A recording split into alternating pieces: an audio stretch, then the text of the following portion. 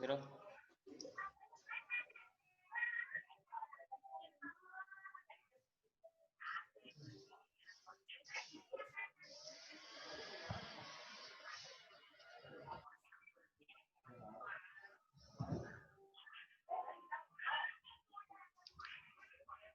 Oke, kita mulai aja Coach Vero.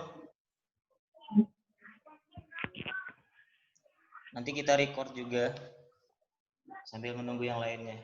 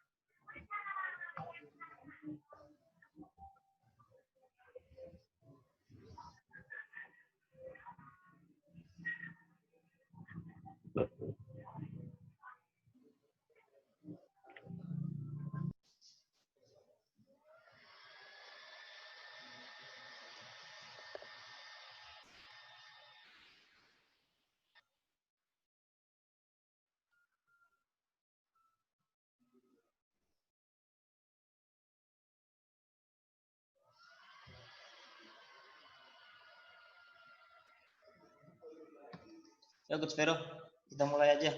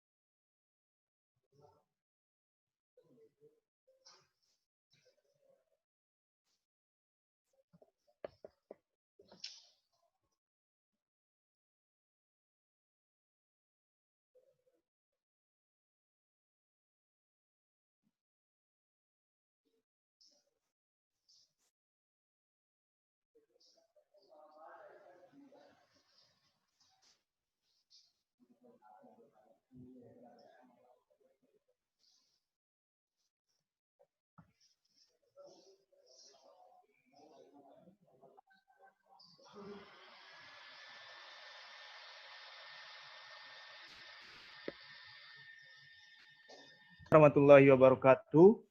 Waalaikumsalam warahmatullahi wabarakatuh. Puji syukur kita ucapkan kepada Allah Subhanahu wa taala yang telah memberikan kesempatan dan kesehatan bagi kita semua karena kita telah dapat bersilaturahmi walaupun hanya melalui video telekonferensi nih. Salawat beserta salam tak lupa pula kita sampaikan kepada Nabi besar kita Nabi Muhammad SAW dengan mengucapkan Allahumma sholli ala Muhammad wa ala ali Muhammad. Terima kasih saya ucapkan kepada partisipan yang telah bersama-sama kita semua. Terima kasih juga kepada pemateri kita, Coach Rul Irfan yang telah hadir.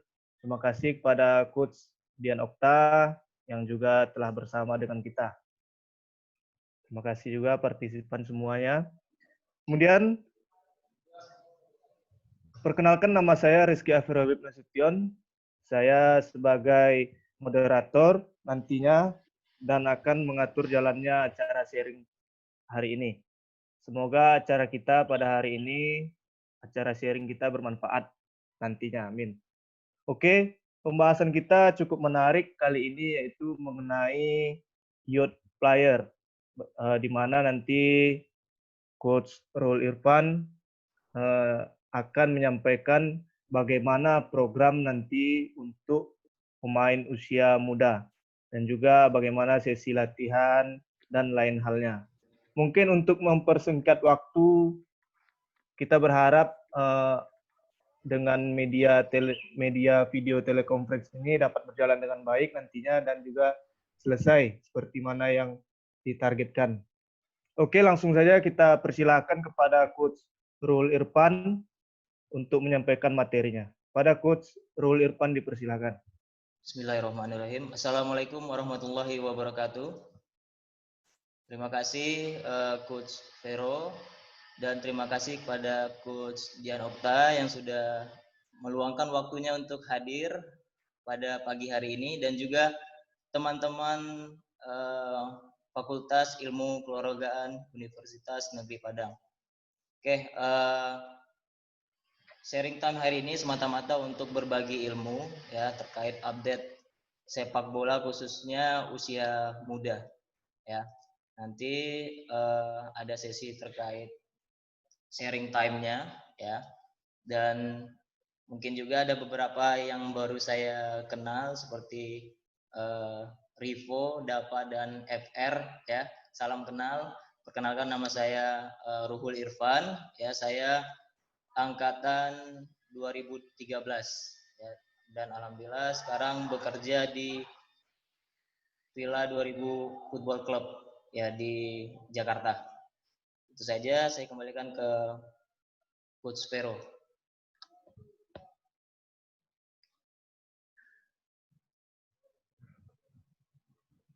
Oke, untuk pelaksanaannya nanti sekitar 30 menit kurang lebih Coach Irfan akan menyampaikan materinya mengenai pembahasan kita pada hari ini. Kemudian nanti akan dibuka sesi tanya jawab. Nanti silakan berkomentar terlebih dahulu, kemudian akan dipersilahkan untuk menyampaikan pertanyaannya. Nanti mohon Coach Bang Coach Dian Okta juga menambahkan. Oke, untuk mempersingkat waktu, lanjut saja pembahasan materi Coach Irfan. Pada Coach Irfan dipersilahkan. Oke, terima kasih Coach Vero. Oke, untuk informasi bahwasannya ini materi saya kombinasi antara kurikulum sepak bola Indonesia, setelah itu seminar yang saya dapatkan, dan beberapa keterkaitan antara Elite Pro Academy ya. Nah, di sini saya akan membahas lebih spesifik terkait bagaimana dari analisa suatu game, baik itu game latihan maupun pertandingan, menuju ke program mikro dan sesi exercise itu sendiri. Oke, langsung saja. Yang pertama, setiap pelatih ya sangat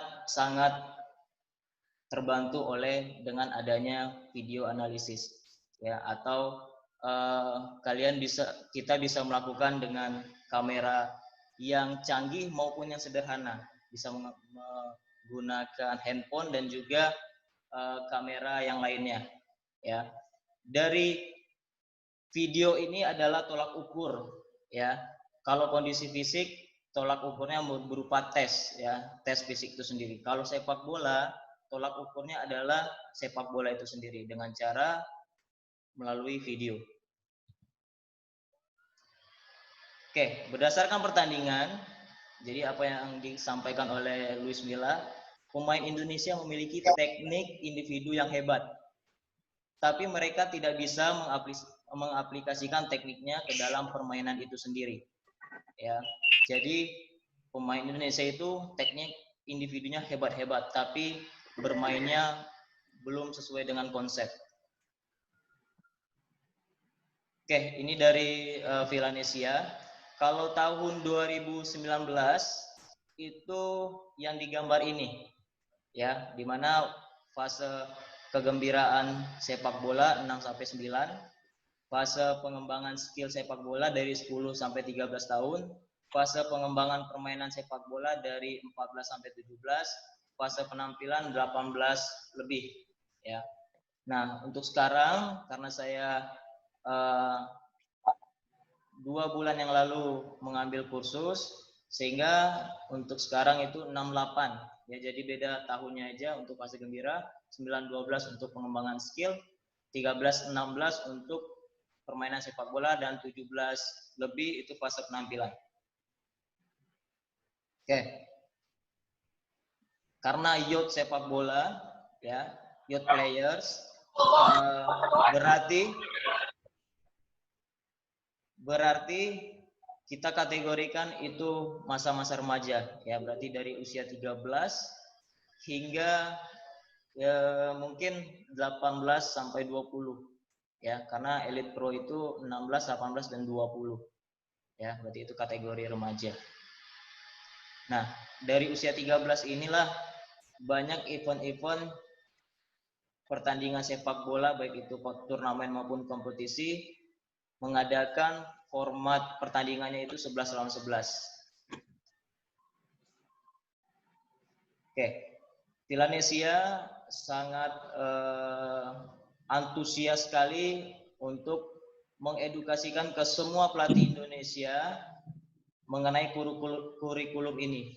Jadi harapan PSSI adalah dari Sabang sampai Merauke, ya kurikulumnya itu sama, cara bermainnya pun sama, ya.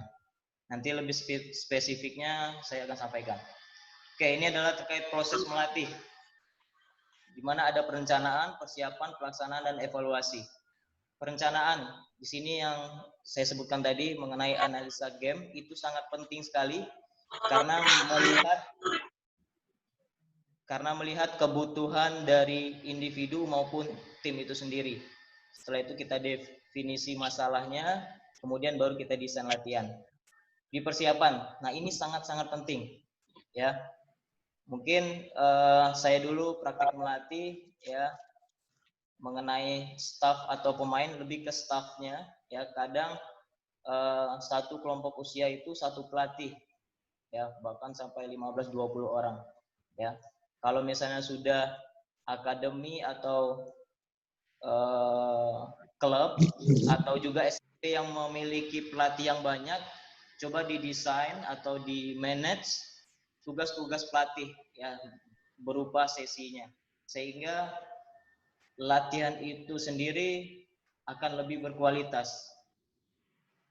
Nah, mengenai pelaksanaan, tugas dari seorang coach yaitu mengorganisir, ya, baik itu dalam lapangan maupun luar lapangan. Setelah itu mempengaruhinya boleh menggunakan coaching point yang disampaikan oleh pelatihnya, boleh juga mempengaruhinya dengan cara desain exercise, ya, dengan cara mendesain suatu area, aturan-aturan, ya, sehingga pemain itu bisa mengajar dirinya sendiri sehingga mainnya sesuai dengan konsep. Dan terakhir itu menilai. Ya, jadi pemain menilai sendiri, pemain maupun pelatih bisa menilai sejauh mana mereka bisa mengatasi masalah saat permainan. Nah, evaluasi ini adalah penting juga, yaitu kita analisa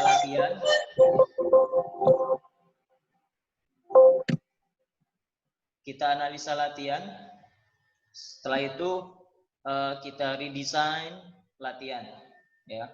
Jadi diharapkan sekali pelatih saat latihan maupun pertandingan ada video, ya. Program latihan akan berubah, ya, saat kita melihat dari video itu akan berubah, ya, karena kebutuhan dari tim itu sendiri. Oke, ini saya dapatkan dari Kick Off Indonesia, ya, di mana Coach Luis Milla berkomunikasi dengan Coach Ganesha, ya. Nah, di sini yang pertama kali dilakukan oleh Luis Milla dan staff adalah mereka menganalisa pemain dan tim, ya, terutama mengerti kebiasaan dan model permainan yang mereka mainkan. Jadi itu adalah langkah awal. Dan lagi-lagi itu adalah berupa video, sehingga pelatih bisa cermat bagaimana mendesain suatu bentuk latihan. Nah, di sini ada catatan, di dalam sebuah atau suatu akademi itu paling penting adalah melatih game model. Jadi yang kita latih itulah game model. Jadi setiap pelatih itu memiliki game modelnya masing-masing, tapi dengan panduan Villanesia. Dan hanya memberikan beberapa settingan lawan. Ya, kita atur lawannya. Nanti ada contohnya. ya. Jadi fokus kita melatih adalah bagaimana kita mengimplementasikan game model kita dan juga kepada pemain kita. Oke, ini mungkin ada yang mahasiswa yang aktif juga ya, dan ada teman-teman yang belum mengikuti lisensi D ya, khususnya lisensi D Villanesia. Ini adalah gambaran umum terkait filosofi sepak bola Indonesia ya, karena ini dikaitkan juga dengan kultur yang ada di Indonesia. Contoh terkait defense ya, jadi menerapkan smart zonal pressing, bagaimana defense itu secara proaktif ya. Bagaimana proaktif itu merebut bola secepat-cepatnya, sesegera mungkin ya. Setelah itu situational pressing line ya, kita sesuai dengan konsep kita mau pressnya itu di pinggir, di tengah atau lain sebagainya, itu tergantung dari game model pelatih masing-masing. Zonal marking ini menunggu ya, apakah menunggu di depan, di tengah atau di belakang ya, tergantung dari kebutuhan turnamen atau kompetisi itu sendiri. Setelah itu transisi, di sini prioritas pertama langsung press ya. Kalau dulu transisi itu ketika kita hilang bola, kita biasanya cover ya, karena sepak bola sekarang modern dan ilmunya selalu update, maka dari itu sangat efektif apabila ketika hilang bola langsung press ya. Setelah itu kalau gagal press, kita lakukan reorganisasi untuk press build up ya. Setelah itu attacking, goal oriented possession ya. Possession memperkenalkan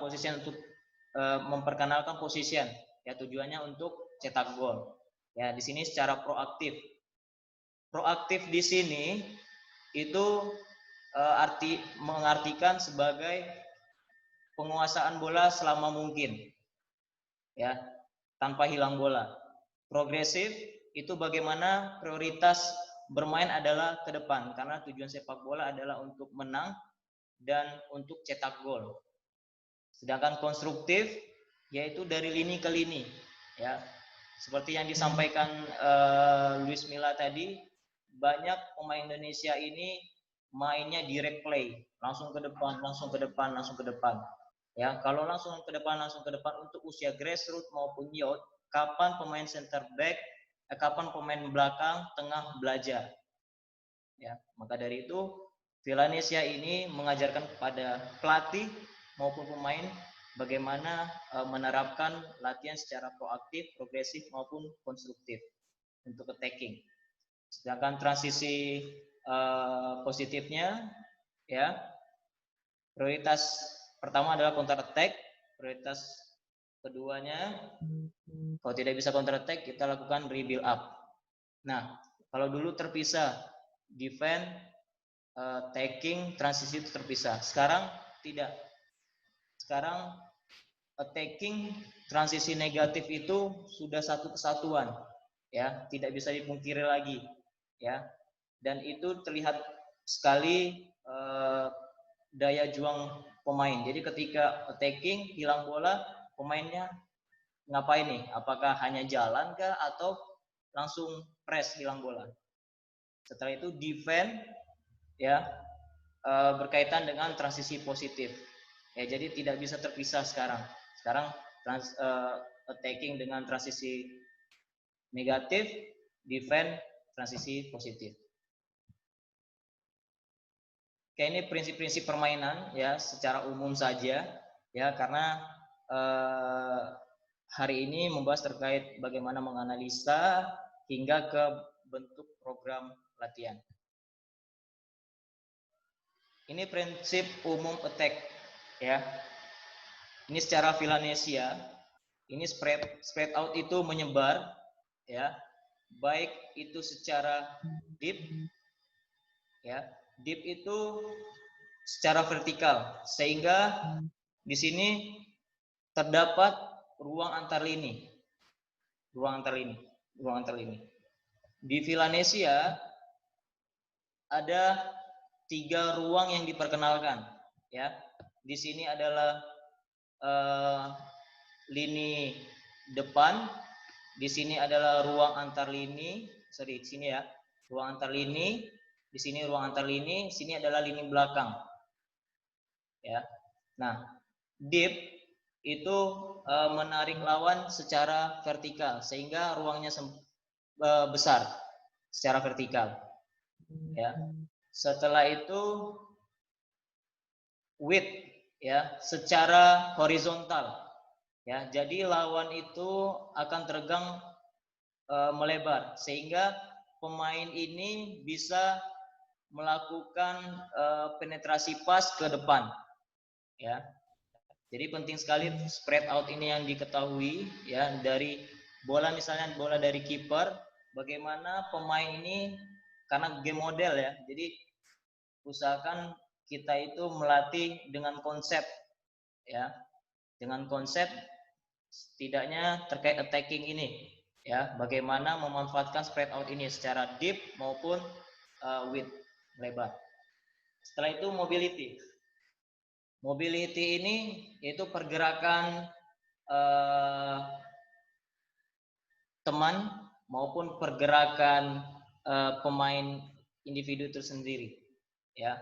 Mobility ini, ya, ketika nomor 9 meminta ruang, ya, nomor 8 banyak pilihan, ya. Kalau misalnya 9 ini check in check out dan lawan ikut, maka dari itu ada ruang yang ditinggalkan, ya. Itulah yang biasa disebut sekarang ini adalah eksploitasi ruang, ya. Dan apabila lawan tidak ikut, berarti 9 bisa free, 9 bisa kombinasi dengan 10 atau melewati center back untuk cetak gol. Jadi mobility itu berkaitan dengan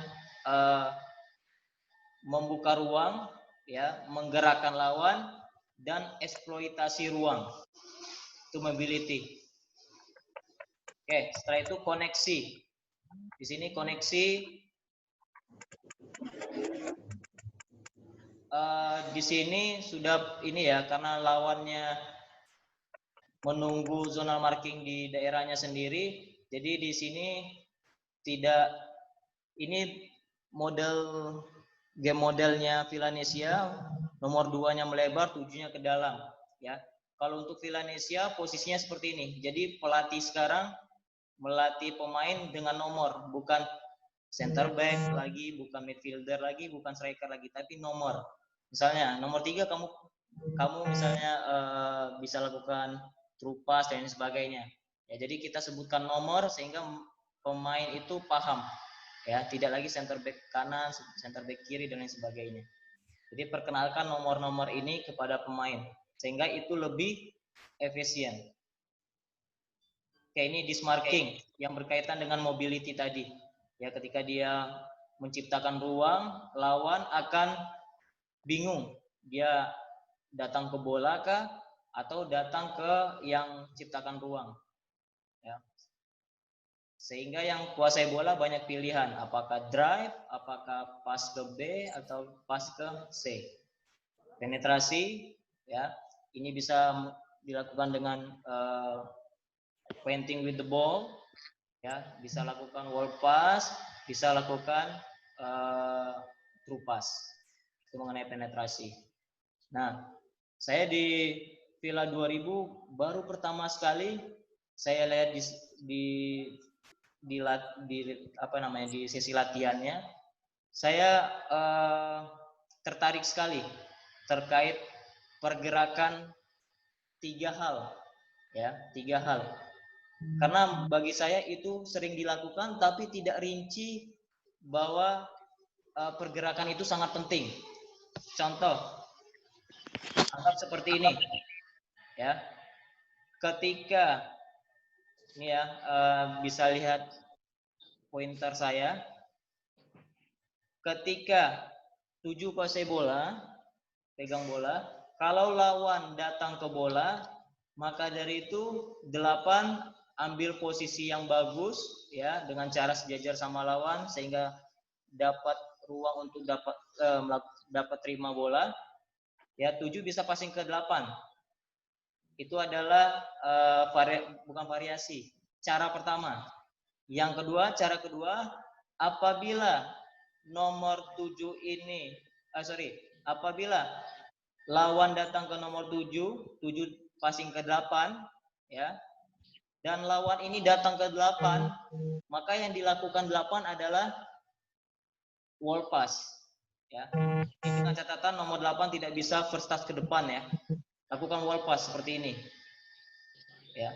Dan yang ketiga, apabila 7 kuasai bola, lawan mencoba untuk menduga-duga untuk tutup ke 8. Yang dilakukan 7 adalah true pass.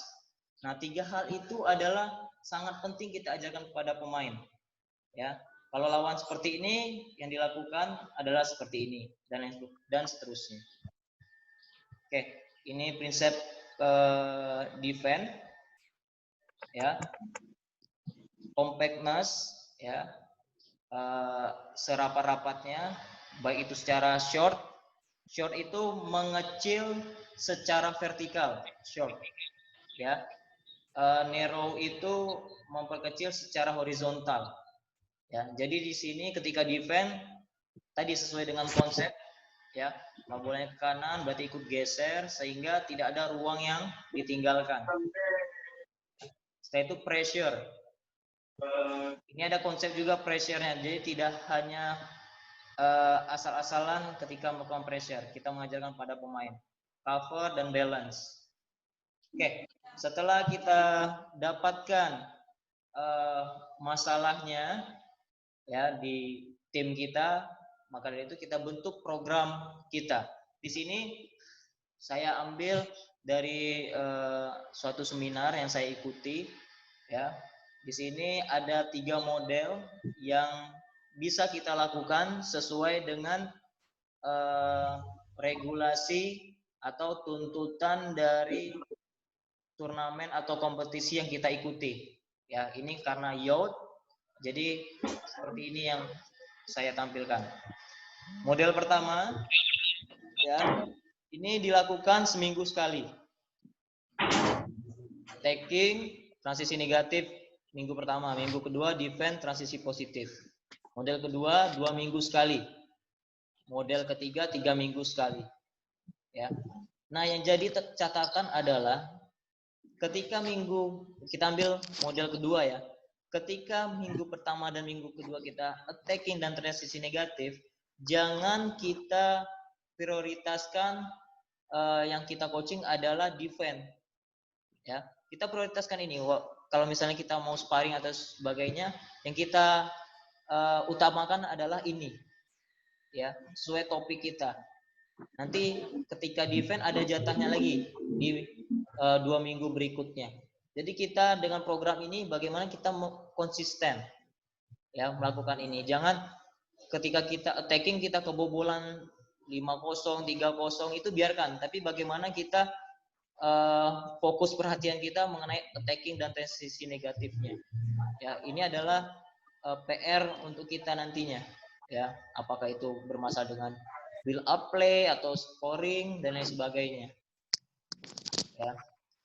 Dan lagi-lagi yang terpenting adalah video. Oke, ini saya ambil dari Eduardo ya, terkait program mingguan. Di sini sesuai dengan model yang pertama, modelnya ya, di sini ada kalau nggak salah 3 model yang bisa kita terapkan ya. Kalau kita ada latihan seminggu 4 kali dan 1 game ini apakah itu friendly match atau ke kompetisi atau ke turnamen ya.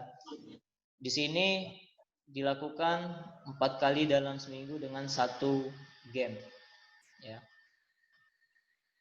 Yang kedua 3 minggu sekali, 3 kali dalam seminggu ya, model kedua 3 kali dalam seminggu latihannya ya. Setelah itu apabila ada gamenya 2 kali dibuat juga, atau satu kali misal hari Minggu dibuat juga. Kenapa off? Karena setiap game itu intensitasnya tinggi. Jadi ada recovery psikologis, ada recovery fisiologis, supaya ketika latihannya itu intensitas tinggi. Jadi setiap latihan itu intensitas tinggi. Dan saya tekankan lagi ya, untuk sepak bola ya tidak terpisah sekarang ya antara fisik, teknik, taktik, mental ya. Sepak bola itu bukan itu lagi ya. Sepak bola itu sendiri terkait attacking, defense, transisi ya, positif dan negatif ya. Jadi jangan latihannya secara terpisah, misalnya latihan endurance ya, setelah itu latihan passing, enggak lagi seperti itu ya. Untuk sekarang ini latihan itu terkait sepak bola. Kalau mau terkait conditioning itu di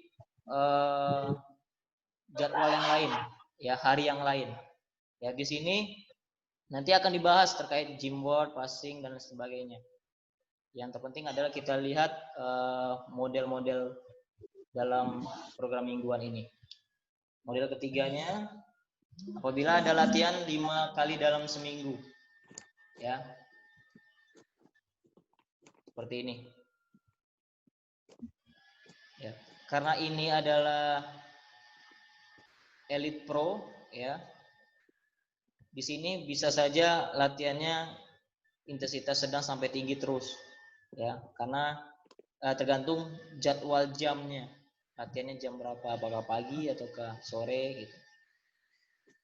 Tapi setiap latihan biasanya dituntut untuk intensitas tinggi. Oke, ini yang saya dapatkan sebenarnya dari salah satu tim Elite Pro ya, yang memanage semua kelompok usia 16, 18 dan 20.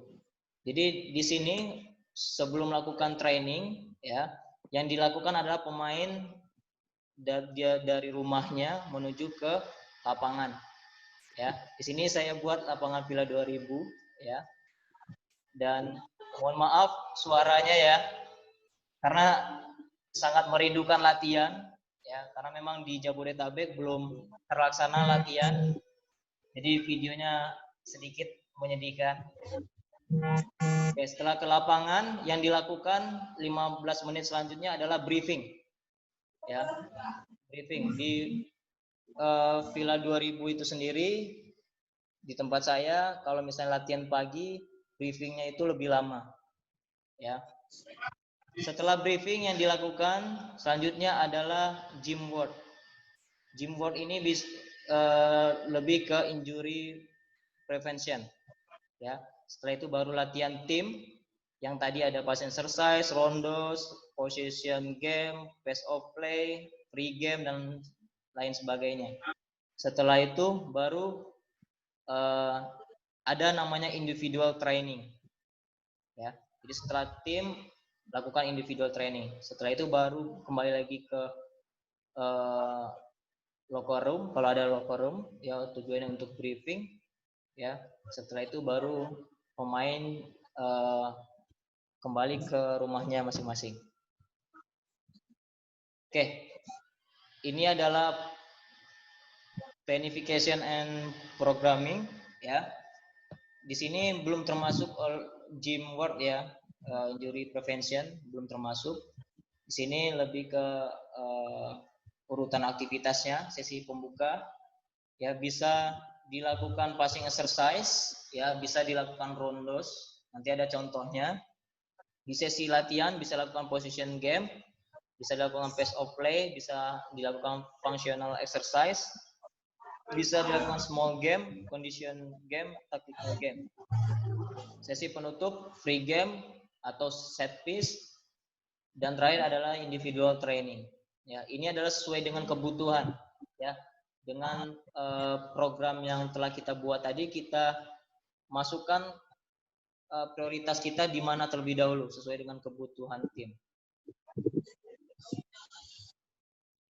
Oke, ini mengenai injury prevention, teman-teman bisa lihat di YouTube ada terkait FIFA 11 Plus ya, bagaimana injury prevention ini ya. Saya tidak banyak membahas terkait injury prevention, di sini banyak referensi juga, dan yang paling penting adalah postur tubuh pemain. Kita menentukan postur tubuh pemain ya. Jadi sebelum memberikan ke pemain, kita perhatikan dulu coaching point dari gerakan itu sendiri ya. Ini foam roller ya, yang sekarang lagi tren banget foam roller ini ya, dan sekarang jarang melakukan dynamic stretching. Bisa saja dynamic stretching, tapi lebih ke mobility aja ya, terkait otot persendian yang bersangkutan. Oke, ini passing exercise. Mengenai passing exercise itu sesuai dengan fase mana kita ingin latih. Misalnya di dalam program mingguan, hari Senin kita mengenai attacking ya, build up. Berarti yang terlibat adalah pemain nomor 1, 2, 3, 4, 5, dan 6 misalnya. Kita desain bentuk latihan itu. Kalau kita banyak pelatih ya, kita bisa buat beberapa area ya, dan pelatih yang lain bisa melakukan coaching on the run ya. Sebenarnya nanti saya sampaikan ya. Sebenarnya saya pengen 2 kali pertemuan karena ini terkait analisa dan program. Selanjutnya bisa kalau misalnya ada ketersediaan waktu terkait metode latihannya ya, bagaimana mengcoaching ya, dan lain sebagainya. Ini adalah rondos ya. Rondos ini adalah ruangnya sempit atau ruangnya kecil hingga sedang ya. Pemainnya bisa jumlahnya berbeda atau jumlahnya sama ya. Di rondos ini banyak sekali tercipta situasi attacking, defense maupun transisi ya, dan di rondos ini mengajarkan pemain bagaimana mengambil keputusan secara cepat ya. Dan tentunya rondos ini harus ada progresif ya. Salah satu untuk progresif dalam rondos adalah memperbesar dan memperkecil areanya ya, atau sentuhan dan sebagainya ya. Rondos ini sangat penting ya, mengajarkan kepada pemain. Setelah itu position game, di mana game ini sesuai dengan posisi pemain masing-masing. Misalnya yang build up tadi berarti nomor 1, kita bentuk atau mendesain latihan itu sesuai dengan topik kita. Misalnya build up berarti bagaimana situasi pemain ini, pemain yang build up, dan areanya pun area build up ya. Kita desain bentuk latihannya. Nah, di sini mengajarkan mereka untuk mengambil keputusan ya, bagaimana body shape, bagaimana scanner ya, look before, look after ya. Setelah itu kelanjut small game. Small game ini ada 3 hal yang harus diperhatikan. Hal yang pertama adalah menang jumlah ya, baik itu attacking maupun defense ya. Setelah itu sama jumlah attacking dan defense, kalah jumlah attacking dan defense. Nah, pelatih khususnya pelatih modern sekarang, bagaimana caranya pemain itu menemukan masalahnya sendiri ya. Setelah itu mereka mencoba untuk mengatasinya ya. Nah, maka dari itu ada istilah sekarang adalah coaching on the run ya. Coaching on the run, jadi pelatih itu mengcoachingnya dengan via suara, tidak hanya stop koreksi terus ya. Kalau pemainnya berkualitas, sangat rugi kalau kita melakukan stop freeze terus ya. Jadi manfaatkan coaching on the run ya. Nah, supaya coaching on the run itu sedikit penyampaiannya, berarti kita harus mendesain areanya sehingga mereka sendiri yang bisa memecahkan coaching point itu sendiri. Oke, setelah itu functional exercise ya, di mana ini terkait model game model yang ingin kita lakukan ya. Apakah pemain nomor 7 11 masuk ke dalam atau hanya tetap di luar, itu tergantung dari game model kita. Jadi kita latih pemain itu secara fungsinya ya.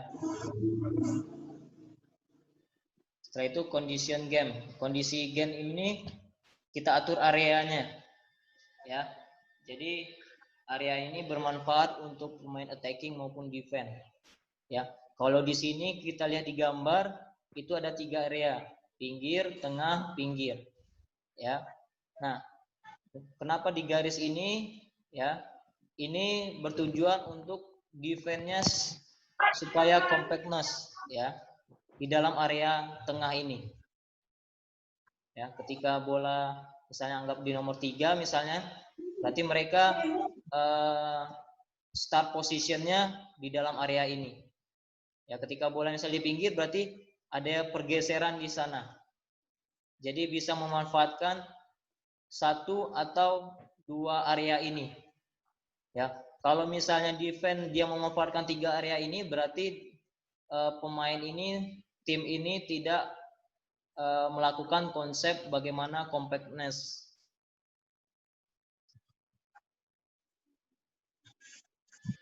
Oke, ini free game ini terkait game 11 lawan 11.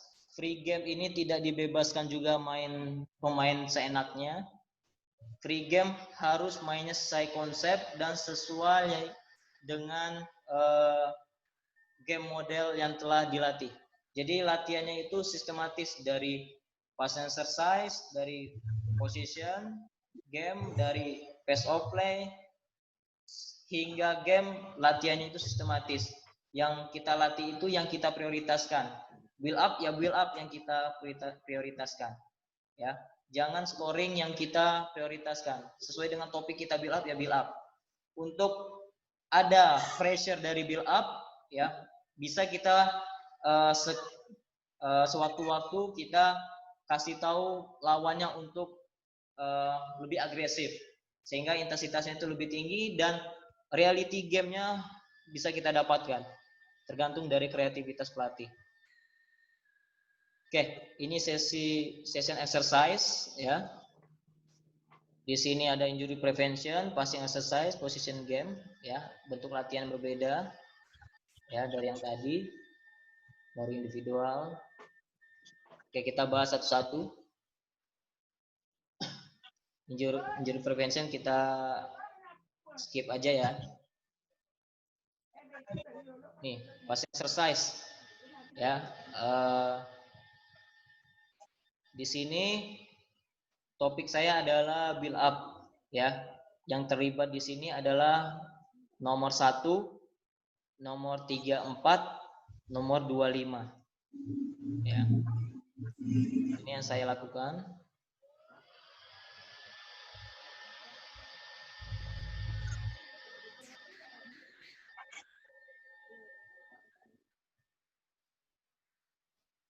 Oke, kalau kita lihat dari sini ada sisi sebelah kiri, ya ada sisi sebelah kanan. Ya, sisi sebelah kiri itu pemain langsung first touch ke depan karena apa? Lawan stay di tempatnya atau mendatangi bola. Sedangkan sisi sebelah kanan itu nomor 2 ketika kuasai bola diganggu oleh lawan. Maka dari itu nomor 2 lakukan kombinasi dengan nomor 3. Ya. Ini sisi sebelah, ini kita bermain sebelah kanan, ini sebelah kanan juga. Nanti kita bisa rotasi. Ya. Nah, ini kita yang desain sendiri bentuk latihannya. Saya ulangi lagi ya.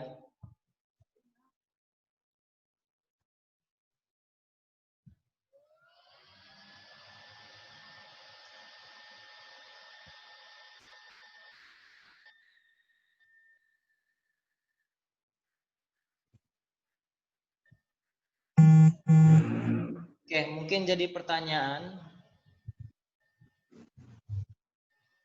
yang ini. Oke, kenapa nomor 3 harus datangi lawan? Mungkin jadi pertanyaan seperti itu. Kenapa nggak langsung passing? Ya.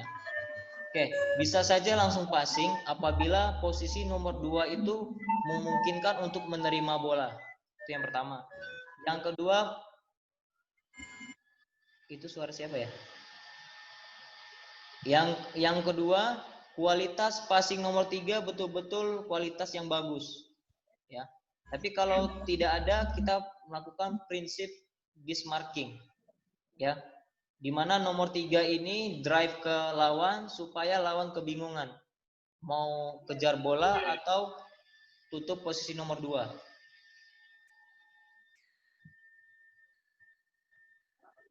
Oke, ini position game.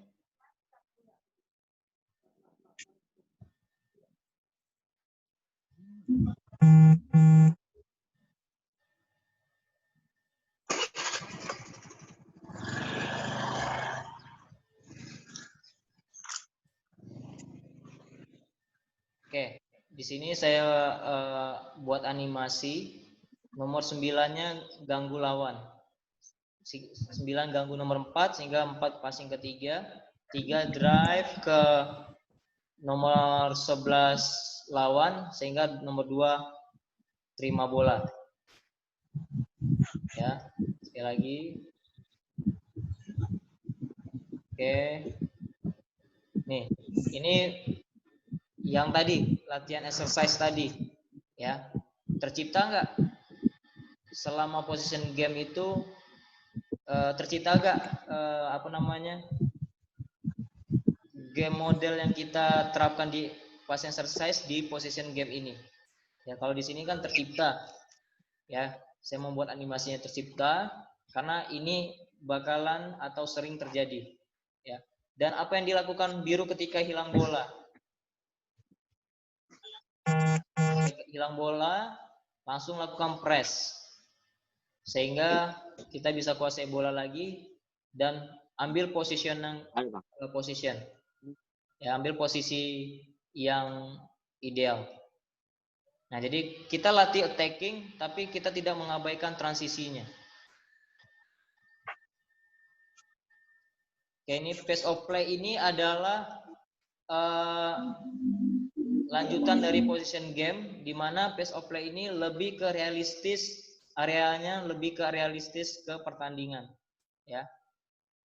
Itu adalah pace of play. Jadi realistis terkait pertandingan, tergantung pemain mana yang kita libatkan. Ya. Kalau di sini saya buat area. Area ini mengajarkan kepada pemain bagaimana pemain melakukan yang seharusnya. Contoh, saya garis di sini, ya, supaya pemain biru bisa prioritas langsung ke nomor 9. Ya, garis ini juga, ini kan sebenarnya ada nomor 7. Ini ada nomor 11. Saya tutup dengan cara garis sehingga mereka ini prioritas mainnya ke nomor 9. Ya, tapi yang kita perhatikan adalah build up tadi, ya.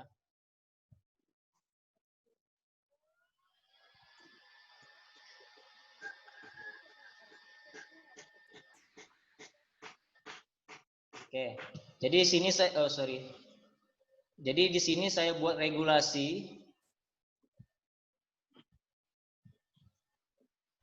Di sini saya buat regulasi. Sorry.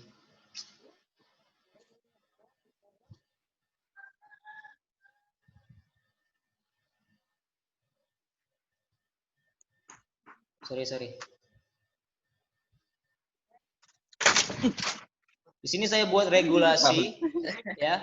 Saya buat regulasi biru tidak mendapat. Sorry suaranya.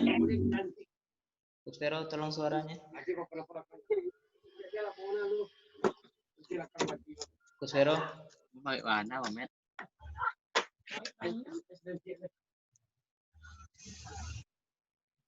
Tolong di apa namanya?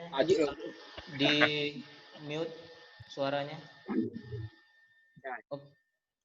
Oke, lanjut ya. Jadi di sini Bapak Medi ku pandai ya? Oke. Vero.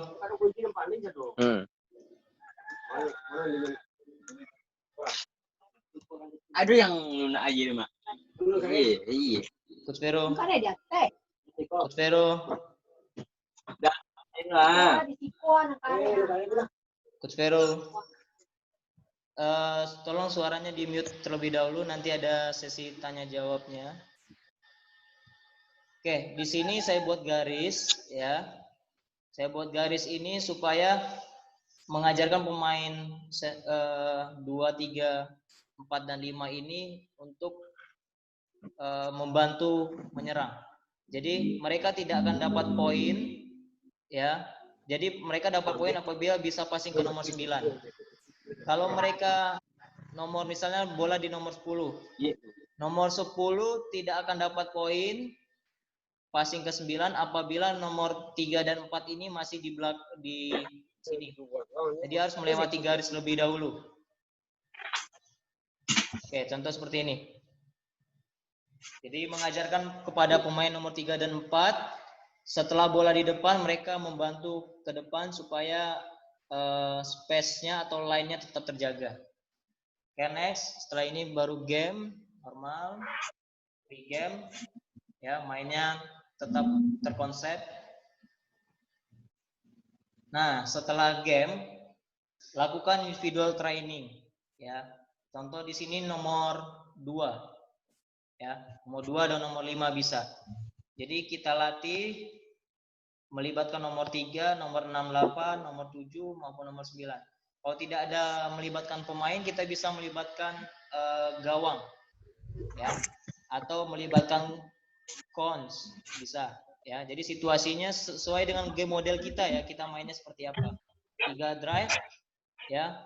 Nomor 2 bikin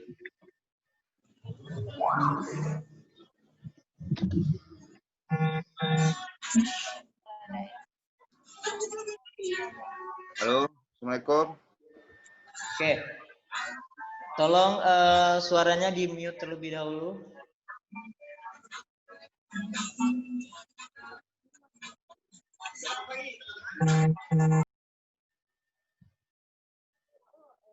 Oke, itu adalah individual training.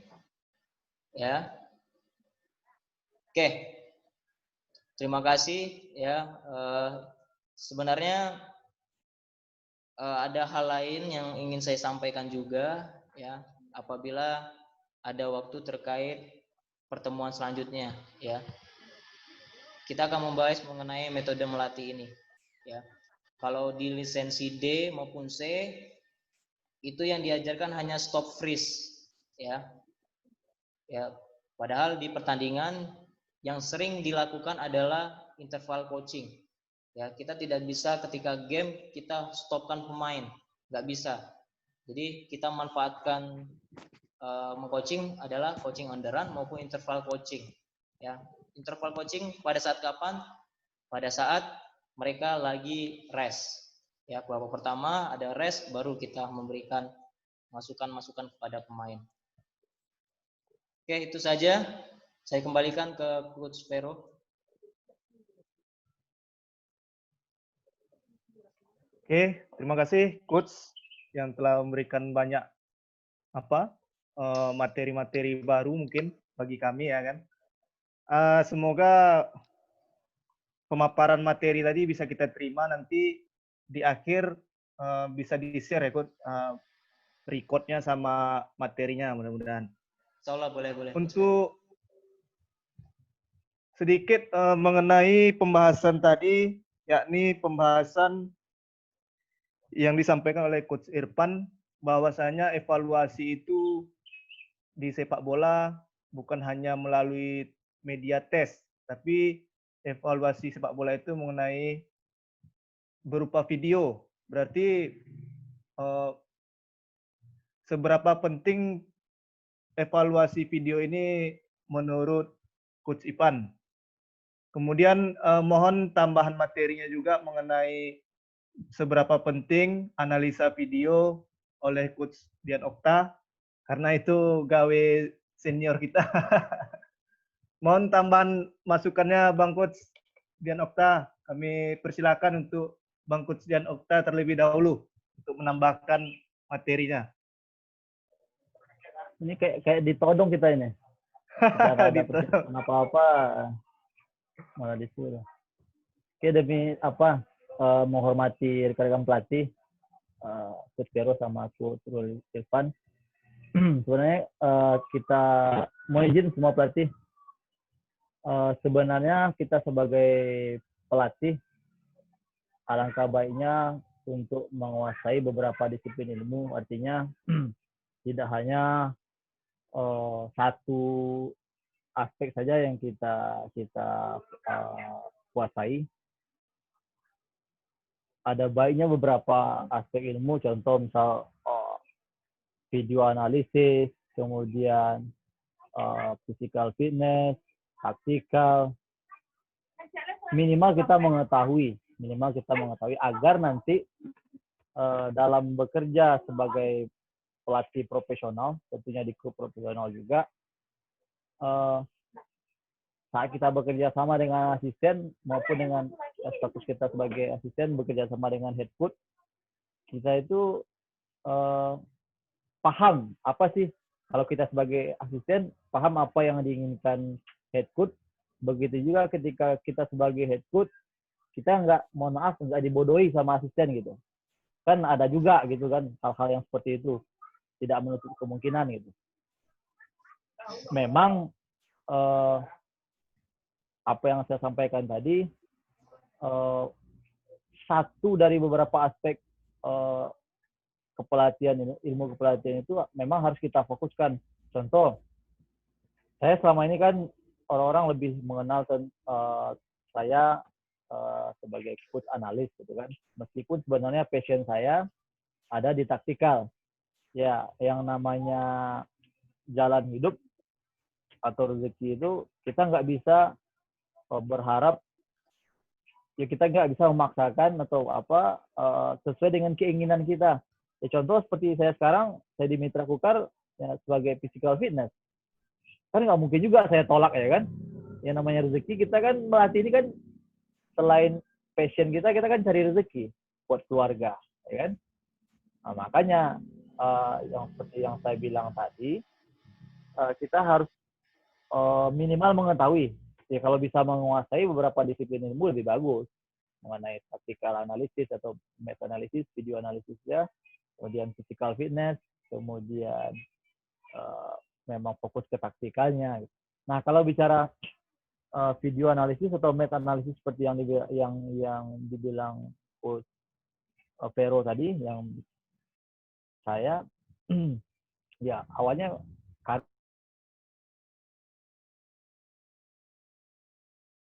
fasilitasi oleh Coach Rudi, jadi bantu Coach Rudi dikasih kesempatan ya melalui itu. Memang seperti mempertegas dari apa yang disampaikan oleh Coach Rudi tadi, di zaman sepak bola modern sekarang ini kita nggak bisa lepas yang namanya video analisis. Nah, seperti yang disampaikan tadi, semuanya berawal dari game. Dengan catatan ini dalam konteks kompetisinya continuously, berkelanjutan. Artinya nggak istilahnya nggak baru sekali sebulan tadi, enggak. Memang berkelanjutan. Sekali seminggu, minimal sekali seminggu ada kompetisinya kontinu. Jadi dari situ, dari apa yang ditampilkan oleh tim kita di pertandingan, disitulah kita bertitik tolak, beranjak apa sih masalahnya, definisi masalah yang bisa kita ambil dari apa yang ditampilkan dari anak-anak didik kita, baru dari sana kita bisa berangkat mendesain training yang kita desain dalam bentuk itu. Saya rasa sih itu sedikit, kalau kebanyakan nggak enak. Lebih banyak dari Coach Rulifan kayak pemateri gitu. Oke, satu lagi mungkin lebih kepada motivasi sih. Dari berapa orang peserta ini, kita kan nggak tahu basic beliau masing-masing rekan-rekan ini apa, spesifikasi mereka, disiplin ilmunya apa, passionnya kemana, kita nggak tahu. Tapi yang jelas saya berharap dari rekan-rekan yang hadir ini betul-betul, kalau nggak seluruhnya, minimal sebagian besarnya memang betul-betul ada passion untuk melanjutkan karir ke profesional. Karena kalau kita sungguh-sungguh, insya Allah rezeki itu ada aja ya, ada aja. Saya aja sebenarnya nggak pernah nyangka bisa sejauh ini, tapi alhamdulillah karena saya sungguh-sungguh sampai saya meninggalkan pekerjaan saya di Pemda, alhamdulillah kesempatan itu ada berapa kali kesempatan sejak 2017. Tinggal bagaimana kita menjaga dan betul-betul lebih mengasah lagi gitu keterampilan kita. Artinya lebih fokus dan jangan setengah-setengah lah gitu. Oke, itu sih dari saya, Coach Vero dan Coach Ruhul Irfan. Terima kasih, Coach. Terima kasih. Waalaikumsalam. Terima kasih banyak. Nah, itu cukup menambah wawasan dan motivasi kita semua. Semoga sedikit banyak bisa bermanfaat nantinya. Belum bisa melangkah ke level profesional, kita tempuh melalui hal-hal kecil ya, Coach. Kita lakukan di daerah masing-masing, bagaimana penerapan yang semestinya, dan lain halnya. Kemudian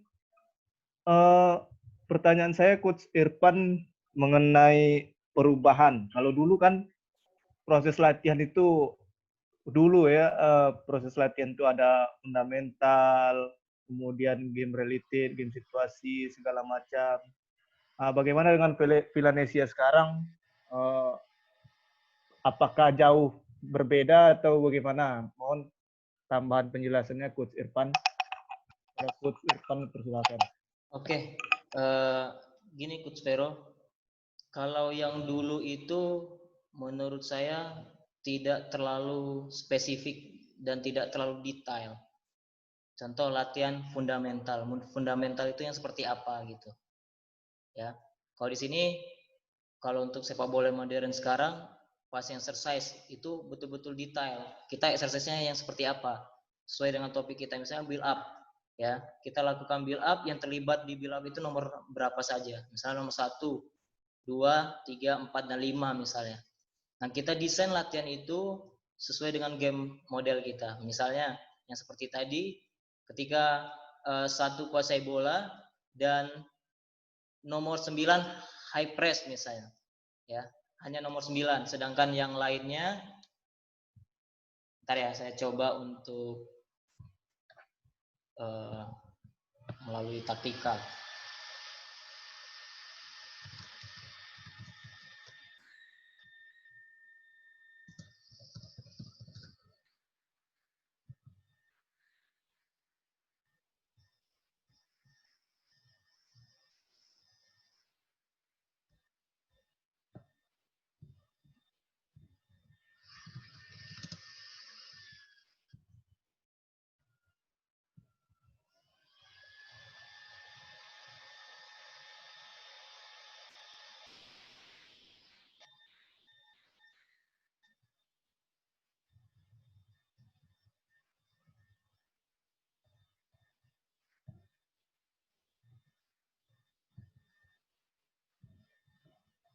Oke, saya alihkan ke taktikal ya.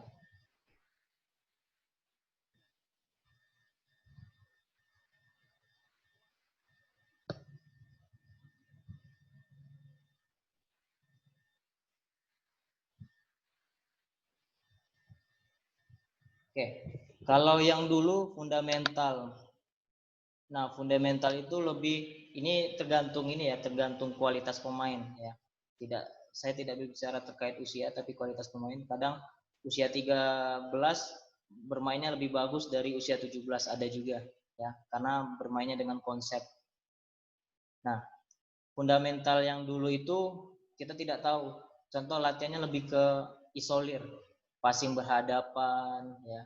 Jadi yang kuasai bola maupun yang terima passing itu tidak belajar bagaimana harus mengatasi situasi tersebut. Ya biasanya ketika kita kuasai bola, realistis pertandingan pasti ada lawan yang akan mengganggu. Ya, jadi mereka decision-nya tidak dilatih. Kita cuma hanya melatih eksekusinya, yaitu passing. Eksekusi itu seperti passing, dribbling, shoot, itu adalah eksekusi. Ya, yang kita perlukan dalam sepak bola adalah decision-nya. Ya, decision making, yang membuat keputusan. Ya, membuat keputusan itu tergantung dari panca inderanya ini, ya, secara penglihatannya kah, atau secara suara kah, atau secara pergerakan kah. Nah, itu otak merangsang sehingga ada pergerakan di sana. Jadi di sini contohnya, saya melibatkan nomor 2. Anggap dia high press. Oke. Saya pengen mereka tetap build up mainnya, ya, di latihan ya, supaya saya mau mengajarkan nomor 2, 3, 4, 5 ini bagaimana build up, ya. Kalau saya direct terus, percuma mereka latihan, ya. Jadi saya baru-baru ini menjudge diri saya bahwasanya kualitas pemain itu meningkat persenannya, ya, itu karena pemain itu sendiri, bukan pelatih. Saya bisa menjudge itu sendiri, ini berdasarkan saya sendiri ya, beberapa lama ini ya, nggak lebih sebulan lah. Karena apa? Ada namanya latihan implisit dan eksplisit. Jadi kadang pemain itu menemukan masalah sendiri. Contoh, kita pengen pelatih seperti ini, seperti itu, ya, nggak taunya tidak ada situasi seperti itu. Atau bahkan yang lebih parahnya lagi, kita tidak memberikan detail kepada mereka untuk memecahkan situasi tersebut. Ya, contoh nih, kalau kita biarkan mereka seperti ini, kita harus main build up. Ya, mungkin mereka nomor 3, 4 ini tetap di sini, ya, atau bahkan ke sini kalau mereka belum paham, ya. Tapi kalau misalnya mereka berpikir, nah, kita merangsang otaknya, ya. Kalau mereka berpikir, ya, mungkin nomor 4 tidak terpikirkan, nggak taunya nomor 3 terpikirkan, dia drop, ya. Kalau dia seperti ini, dia tentunya dekat nomor 11 dan 9, ya. Tapi kalau dia drop, ya, dia space-nya lebih besar. Jadi ketika kuasai bola, nah, kita buat situasi nih, kalau misalnya 9-nya tinggal atau tidak ikut press, berarti 3 pilihannya adalah datangi 11. Supaya apa? Tercipta menang jumlah di sini. Ya. Oke, kalau udah seperti ini, nomor 11 bingung. Mau datang ke nomor 3 atau nomor 2. Kalau nomor datang ke 3, ya, bikin situasi sedikit, nomor 2, dia bisa passing, melompati 11. Nah, terserah selanjutnya mau game modelnya seperti apa. Ya, tapi kalau misalnya ketika dia drive, ya, nggak tahu ya passing ke sini, 11 dengan kecepatan dia tutup. Apa yang dilakukan? Dia back pass, ya. Tapi kalau misalnya ada ruang lagi di sini, misalnya kan dia datang ke sini ya, ada ruang, berarti bisa lakukan ball pass berarti. Nih. Atau, nah itu kita yang ciptakan variasi-variasi seperti ini. Nah, saran saya 3 hal ini jangan dilupakan. Ketika dia drive, kadang kan pemain ini sering menduga-duga, dia seakan-akan mau passing kedua misalnya. Dia menduga-duga untuk tutup ke sini. Apa yang dilakukan nomor 3? Ya terupas sini, dapat 2. Ini kita abaikan ini ya. Kita abaikan ini. Untuk realistisnya kan tentunya ke 8. Ya, ini kita abaikan. Kita hanya melibatkan ini tadi. Nah, konsep ini yang kita latih. Nah, belum lagi kita detailkan lagi. Ini kadang problem. Kemarin saya lisensi C, saya berikan pertanyaan. Ya, saya tidak mau nomor 3, 4 ini nyaman. Ya. Kebetulan saya nomor 9. Ketika dia drive, ya, saya lakukan trapping.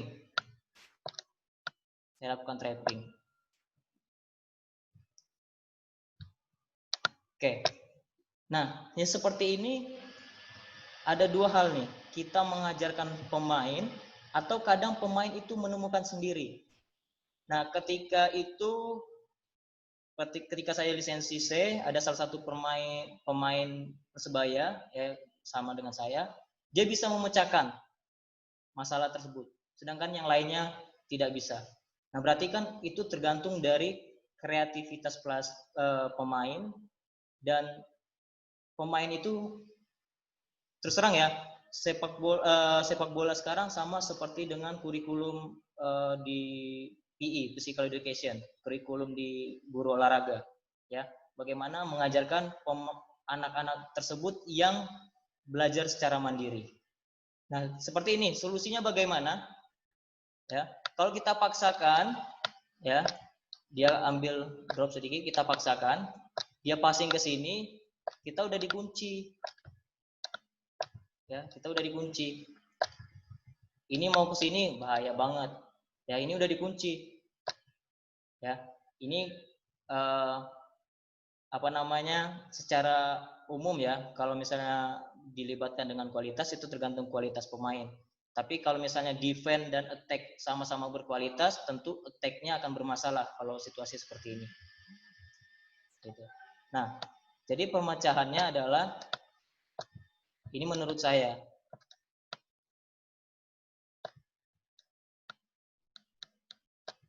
Ketika dia mau trapping seperti ini, nah berbicara timing, kita berbicara timing, ya.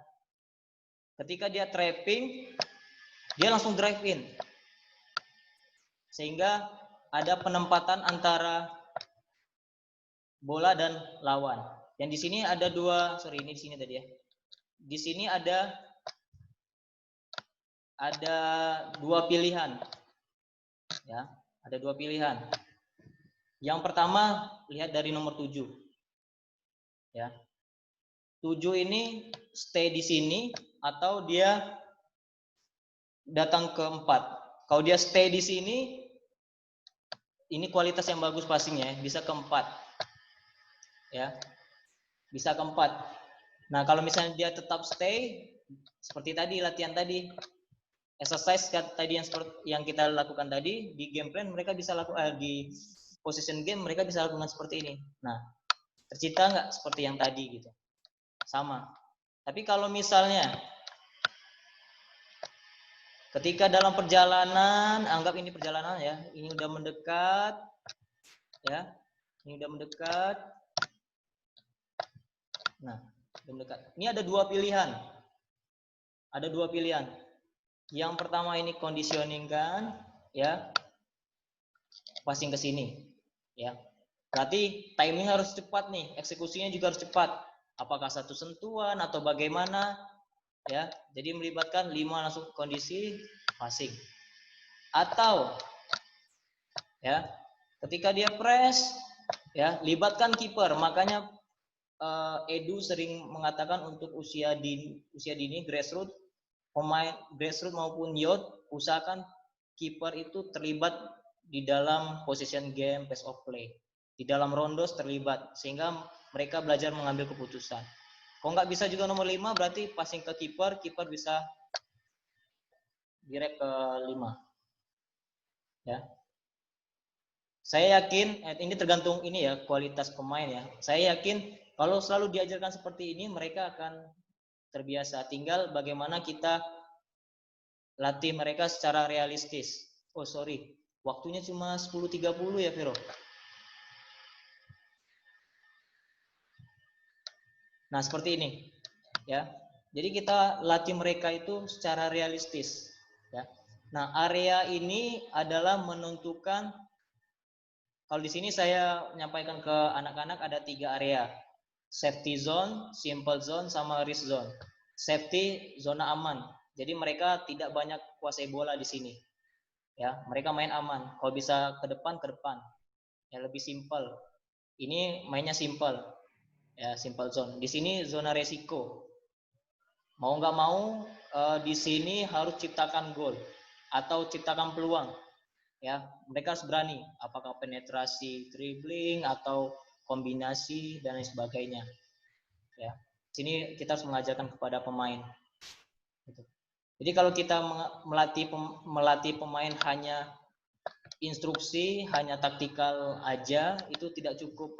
Jadi kita desain latihan itu dengan cara memberikan solusi kepada mereka. Tinggal bagaimana kita mengcoaching mereka pada saat game. Itu aja Coach Bel. Oke, thank you Coach. Mengenai materinya, kita langsung buka sesi tanya jawab aja kepada teman-teman apa? Bagi yang ingin bertanya silakan di chat, melalui chat dulu.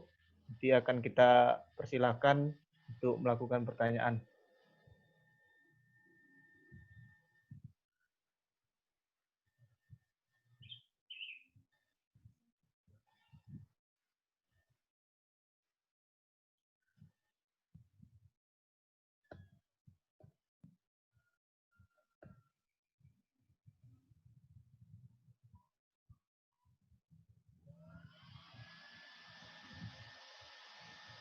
Pada seluruh teman-teman partisipan yang telah hadir, bagi yang ingin bertanya, silakan bertanya.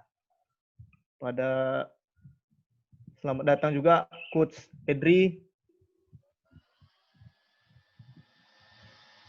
yang telah bergabung.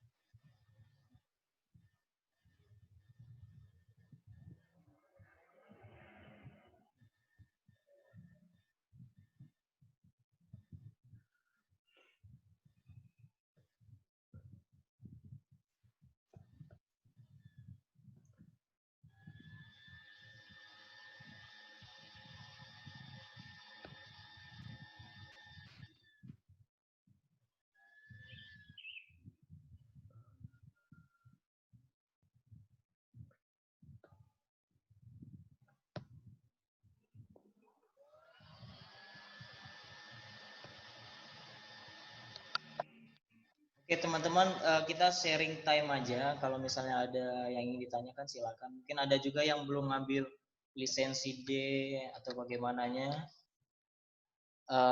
Siapa tahu kita bisa memberikan masukan.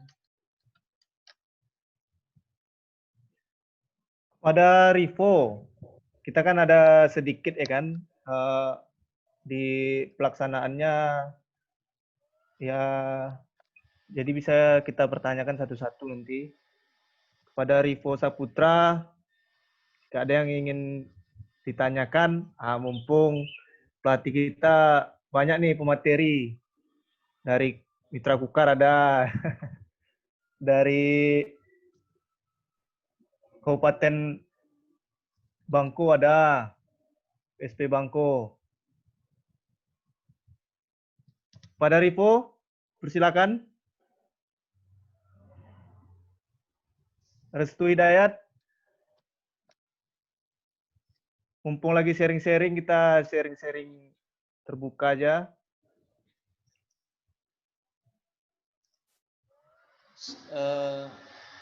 Sebenarnya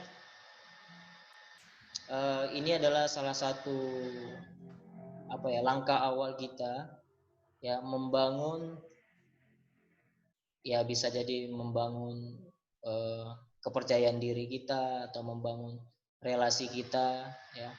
Jadi berharap sekali ada kemampuan-kemampuan yang teman-teman miliki bisa berbagi gitu, walaupun sedikit ya. Setidaknya kita belajar. Seperti hari ini saya belajar bagaimana mempresentasikan. Ya, saya tahu nanti ketika saya level atas, saya akan mempresentasikan program saya. Maka dari itu saya mencoba untuk memberanikan diri saya untuk berbagi, memberanikan diri saya untuk saya berpikir supaya saya bisa keluar dari zona nyaman saya.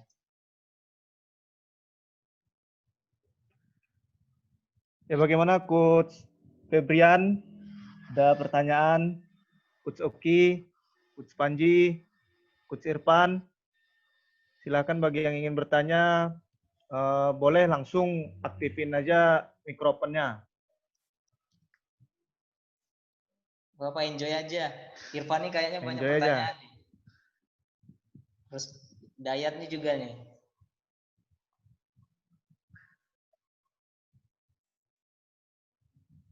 Atau ada tambahan kira-kira Bang Coach Dianokta, Bang Edri?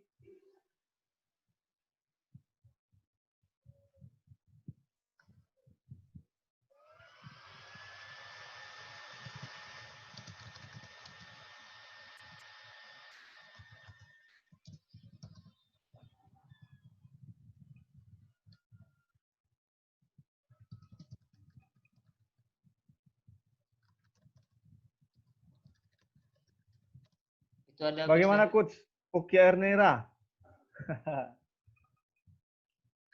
Ada tambahan?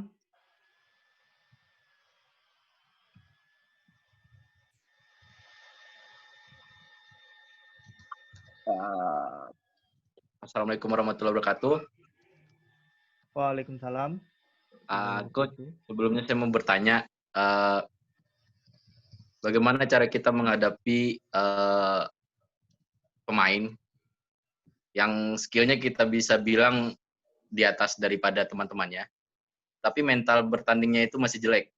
Yang kita tahu kalau mental itu akan berpengaruh dengan permainan kita di dalam pertandingan. Karena apabila pemain itu sudah terpancing, pasti kan banyak yang sudah tidak mendengarkan instruksi dari pelatihnya lagi. Mohon pencerahannya bagaimana cara menghadapi pemain seperti tersebut. Terima kasih. Assalamualaikum warahmatullahi wabarakatuh. Waalaikumsalam. Berarti situasional di dalam lapangan ya, Coach? Oke, silakan Coach Irfan. Oke, terima kasih Coach Febrian, ya partner. Oke, ini lebih ke psikologis ya. Nah, maka dari itu saya menyampaikan ke pemain ya, bahwasanya jadi saya sebelum melatih saya memberikan kesepakatan terlebih dahulu kepada pemain. Jadi mereka tidak keluar dari kesepakatan itu. Dan penekanan saya kepada pemain adalah saya melatih soft skill wadahnya sepak bola. Saya tahu bahwa tidak semua jadi pemain sepak bola, tapi dengan melatih soft skill kalian di dunia pekerjaan apapun kalian akan dibutuhkan. Ya. Kenapa saya melatih soft skill di sepak bola? Karena kalian butuh sepak bola, karena kalian hobi sepak bola. Ya, jadi biasanya itu dia pemain ini lebih sikapnya lebih jelek kepada gurunya dibanding kepada pelatihnya. Ya, maka dari itu saya membuat kesepakatan terlebih dahulu. Dan sebelum kita menjudge pemain itu sikapnya kurang bagus, kita evaluasi diri kita terlebih dahulu, mencontohkan baik atau tidaknya. Ya, contoh dalam hal ketika setelah latihan kita botolan minum di lapangan, apakah masih seperti itu atau kita buang ke kotak sampah tanpa meminta mereka terlebih dahulu. Ya, kita langsung terlibat. Yang kedua, dengan cara desain latihan. Mungkin pemain itu tidak tertarik dengan ini mungkin ya, tertarik dengan bentuk atau desain latihan yang kita buat. Ya, misal dia bagus nih, ya, anggap saja dia main di posisi nomor 9 misalnya. Ya, bisa kita buat desain latihan sehingga dia itu harus berpikir lebih dengan cara melibatkan areanya lebih kecil, jumlah pemainnya lebih banyak dibandingkan misalnya dia attacking, jumlah defense-nya lebih banyak daripada attacking. Ya, kalau misalnya dia sombong terkait kemampuan dia. Kalau misalnya 3 lawan 6, ya, saya rasa itu kesulitan bagi dia. Nah, di sanalah perlahan pelatih itu mendekati pemain. Kenapa ada kesulitan? Apa yang sulit? dalam situasi apa. Nah, di sanalah kita ada pendekatan. Nah, di sini saya memberikan saran juga ketika kita mau menyampaikan kepada pemain, ya, terutama sikapnya, ya. Setelah latihan kita rangkul mereka, ya, kita tepuk pundak mereka, kita ngobrol secara empat mata, jangan terlalu formal, ngobrol, kita pendekatan di sana. Kira-kira kenapa kamu seperti ini? Terus kalau kamu seperti ini, apa akibatnya? Dan kasih motivasi ke mereka. Kalau kamu sikapnya seperti ini, saya yakin kamu levelnya akan lebih di atas. Saya banyak link pelatih-pelatih di luar sana yang hebat-hebat. Kalau kamu mempertahankan sikap dan skill kamu, saya akan rekomendasikan kepada teman. Kita kasih motivasi dan kasih reward juga kepada mereka, kepada pemain itu ketika dia melakukan sukses. Kamu bagus, tapi kamu harus memperbaiki ini. Jadi jangan, kalau saya nggak tahu deh, beda ya setiap masing-masing. Saya jarang sekali suka apabila saya diberikan masukan di depan orang banyak. Saya lebih suka diberikan masukan pada saat empat mata. Nah, itu adalah tipe saya. Nah, sedangkan ada tipe-tipe lainnya. Ada coach of king nggak ya? Nah, contoh nih, ketika saya kuliah, ketika bermain, ketika kuliah waktu itu sepak bola, Coach Oki sering diteriak oleh pelatih, ya, di pinggir lapangan, ya. Dia biasa aja, tapi berbeda dengan saya. Saya kalau diteriak dari luar lapangan, saya tidak konsentrasi. Saya lebih ke individu. Gitu. Apakah pada saat interval pada saat babak pertama selesai kah atau bagaimana? Nah, kebetulan pelatih itu tahu banget karakteristik pemainnya. Nah, maka dari itu kita harus tahu karakteristik setiap pemain, kita tidak bisa menyamakannya. Jadi setelah latihan kita rangkul, kita ajak ngobrol, dan biasanya pemain itu akan aware kita. Wah, nggak taunya pelatih ini, itulah mereka kadang seperti kakak dan lain sebagainya. Itu aja sih, mungkin ada tambahan dari teman-teman yang lain.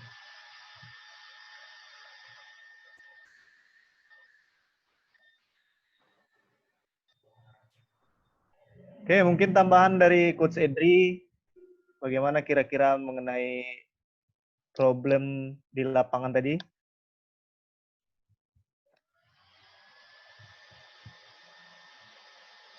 Halo. Maaf, Pero di sini sinyal masih kurang bagus, jadi kurang jelas. Halo. Ya, bagaimana menurut Abang mengenai pertanyaan tadi dari Febrian? Tadi Bagaimana dengan menyikapi? kurang begitu jelas. Jadi keluar, jadi nggak keluar masuk nggak dengar.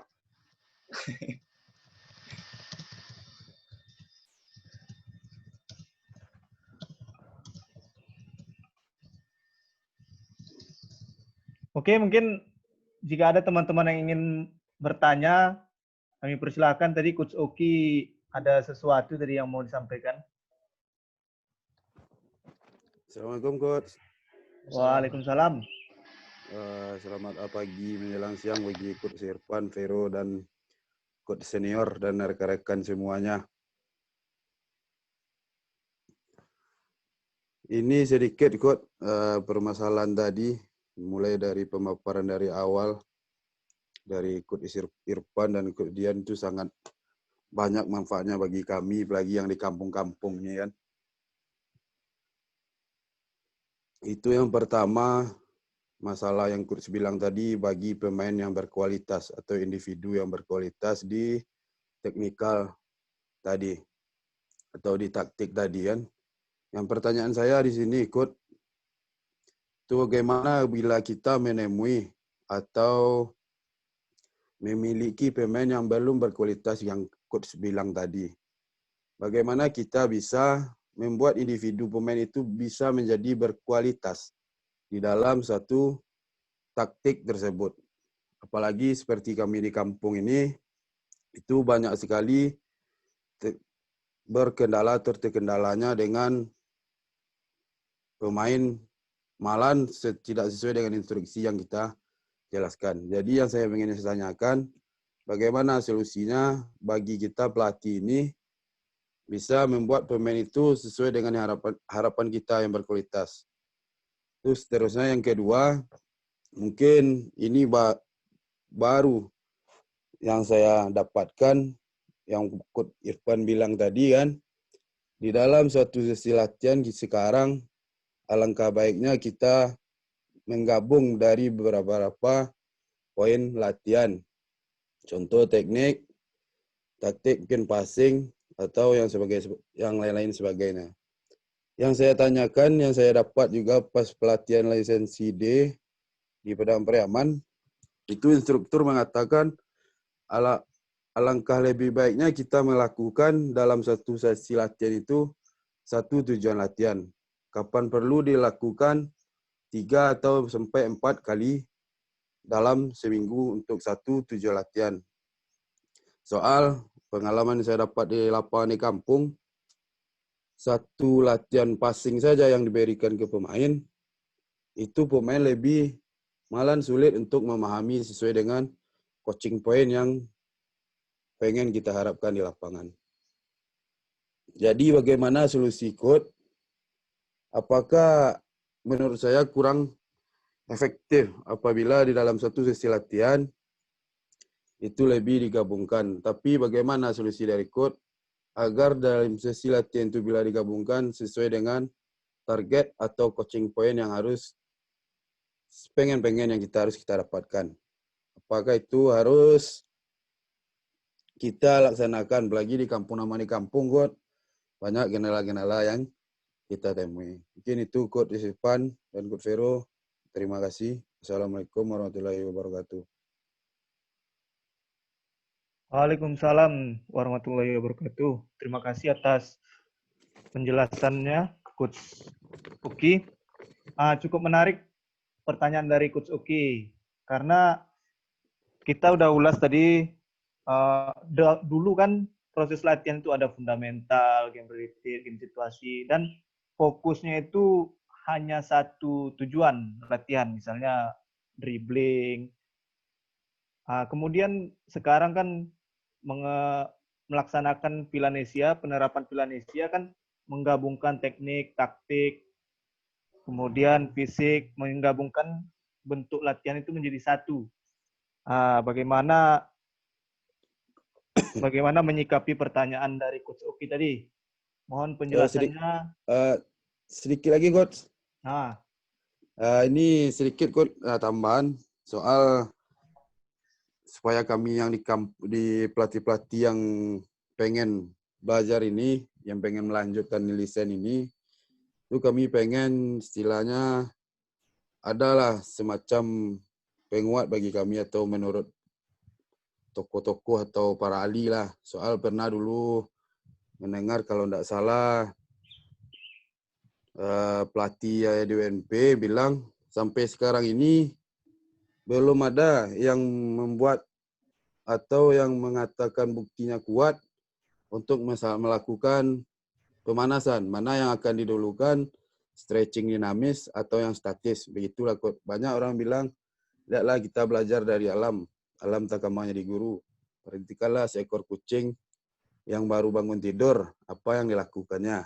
Nah, mungkin itu, God. Terima kasih, God. Oke, terima kasih, Coach Oki. Cukup banyak pembahasan. Oke, silakan langsung saja Coach Irfan dan Bang Coach Dian Okta nanti mana tahu menambahkan pembahasan tersebut. Pada Coach Irfan terlebih dahulu, persilakan. Oke, terima kasih Coach Oki.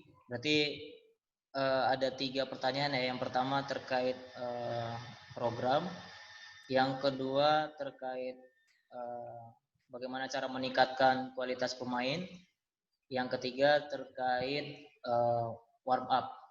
Oke, yang pertama terkait program terlebih dahulu ya. Di Villanesia di D tentunya itu sangat dasar diberikan ya.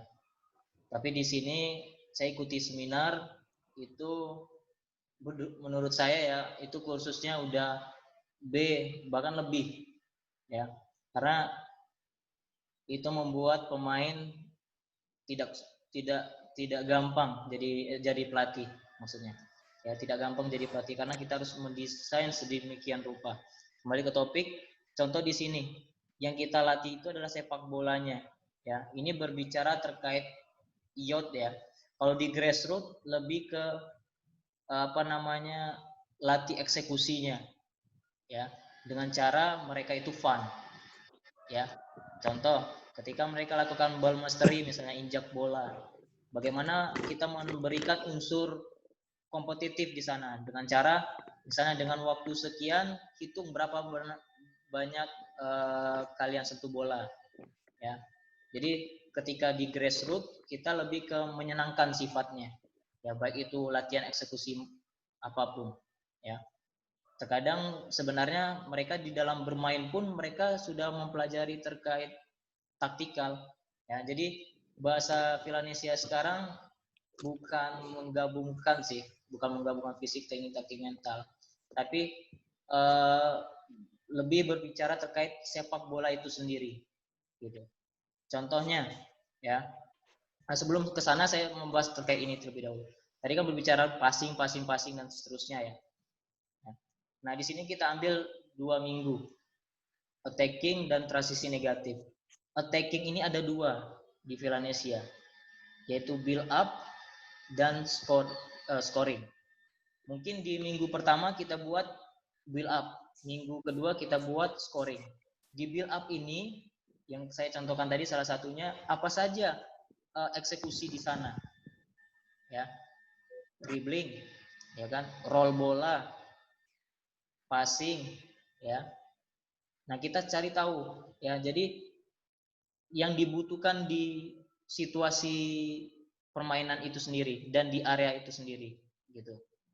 Long pass mungkin kalau misalnya kesulitan pemain dalam memecahkan pressure dari lawan, ya kita ambil latihan build up misalnya, ya kita latih build up itu sendiri. Jadi tanpa kita latihan passing, mereka itu udah latihan passing gitu. Kita latihan build up dari bawah tadi.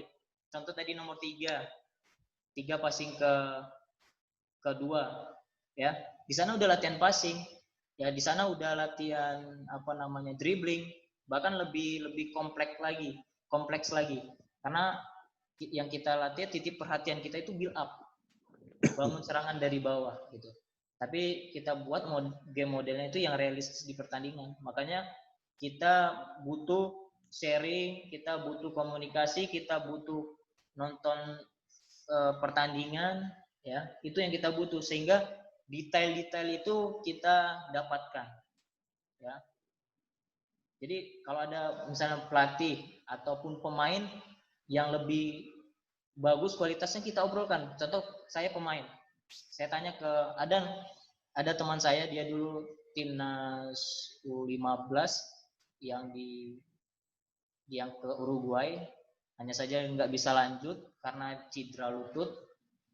Nah, saya tanya, saya sendiri nih, saya bilang, saya dulu main ketika di posisi nomor 8, saya bergerak itu sesuai dengan apa yang disampaikan pelatih, saya bilang. Nah, saya tanya ke teman saya, kamu dulu latihan seperti apa? Seperti ini kayak gini nih. Jadi ada Ganesha memantau teman saya ini bermain. Jadi dia ini center back. Ketemu, dia main dulu di luar negeri, ketemu striker. Striker 1 kali lewat terus dia, 2 kali lewat, ketiga kali, 4 dan seterusnya jarang lewat, ya. Bahkan banyak yang tidak lewatnya. Karena apa di sana? Berarti ada unsur pembelajaran dari pemain itu sendiri. Ada pembelajaran di sana bagi pemain yang berpikir, bagi yang pemain yang kreatif, bagi pemain yang berbakat, ya. Nah, di sana dia memecahkan, oh kalau saya dekat seperti ini, saya akan kecolongan ruang. Kalau saya seperti ini, berarti saya bisa menghandle ini itu. Jadi pemain bisa berpikir seperti itu, nggak tahunya. Makanya penting banget kita sharing dengan pemain-pemain yang profesional. Bagaimana memecahkan situasi ini dan sebagainya, gitu. Nah, jadi yang kita latih adalah sepak bola itu sendiri, ya. Kalau nggak tahu ya, kalau saya secara pribadi saya lebih ke sepak bolanya, build up, scoring. Tapi kalau yang di waktu itu yang dilatih itu masih ada yang terkait passing, dribbling gitu. Kalau menurut saya, kalau saya pribadi, saya lebih ke pemikiran saya itu build up, scoring gitu aja. Tapi kecuali pemain ini betul-betul tidak bagus, passing dan lain sebagainya. Tetap kita latihan holistik, tapi yang kita buat adalah space areanya lebih besar. Jadi kalau kualitas pemainnya kurang bagus, areanya kita mainkan. Ya, jumlah sentuhannya jangan dibatasi. Jangan pemainnya nggak bagus kita batasi juga sentuhannya, jangan. Ya kita membantu mereka dengan dibatasi. Nah bagi yang bagus kita batasi. Bisa juga terserah bagaimana kita menyampaikan kepada pemain. Ya. Nah sebenarnya terkait itu next meet atau pertemuan selanjutnya mau saya bahas. Ya bagaimana mengcoaching ya. Apakah perlu stop freeze? Apakah hanya perlu coaching on the run, apa perlu interval coaching, ya. Tapi yang terpenting adalah bagaimana ada namanya itu design exercise. Design exercise itu kita buat area yang saya buat tadi, tanpa kita memberitahu mereka harus passing sana, passing situ, mereka sudah belajar. Ya karena ada tujuan di sana. Contoh.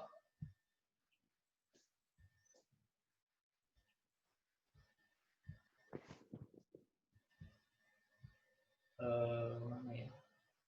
Poinnya.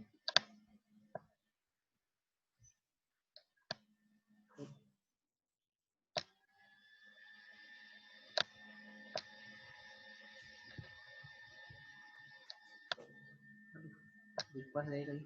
Oh ini.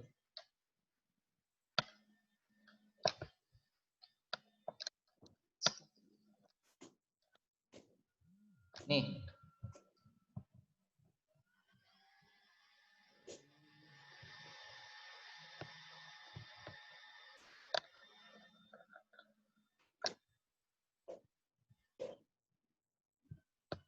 Nih. Jadi pelatih sekarang tidak gampang ya, apalagi pelatih usia muda ya yang keterbatasan kualitas. Nah, area ini ya, ini kita build up ya. Area ini mengajarkan kepada pemain melihat situasi lawan. Ya. Kalau ketika bola di sini ya. Ini geser misalnya. Ya. Berarti di sini dia tahu nih. Ya, di sini hanya 2 lawan 2. Ya. Dia tahu nih 2 lawan 2, dia harus cek. Ya. Nah, kita bisa coachingnya seperti ini, tanpa stop ya. Kita coaching on the run. Coaching on the run itu memberitahu pemain tanpa memberhentikan permainan. Kita bilang misalnya Zidane misalnya. Zidane, di sana berapa jumlah pemain lawan? Lihat, cek. 2 lawan 2 bisa nggak ke depan? Kalau kualitasnya bagus pasti bisa. Tapi kalau nggak bisa, lihat mana yang lebih apa namanya, lebih cepat progresifnya ke depan. Oh, dilihatnya nomor 4 dan 5. Nomor 7 hanya di satu area ini. Berarti dia pindahkan. Nah, di sini tercipta 2 lawan 1. Ya. Ini melihat dari area yang biru ini ya. Nah, kita lihat gawangnya. Kita lihat gawangnya. Ketika passing misalnya ya. Passing, ngikut geser, ya. Nggak taunya ditutup. Ya, ini ganggu, nggak taunya ditutup. Gini. Ya. Sedangkan tujuan kita mau cetak gol gawang nih. Apa yang dilakukan keempat? Haruskah dia paksa ke sana? Ya. Kalau dia paksa dapat bola bisa cetak gol atau transisi cetak gol lawan. Ya, apa yang harus dilakukan? Ya udah back pass, pindahkan. Top. Ya, pindahkan lagi. Gak taunya ditutup lagi, ini udah geser. Ini ikut geser. Tutup lagi, ya udah pindahkan lagi.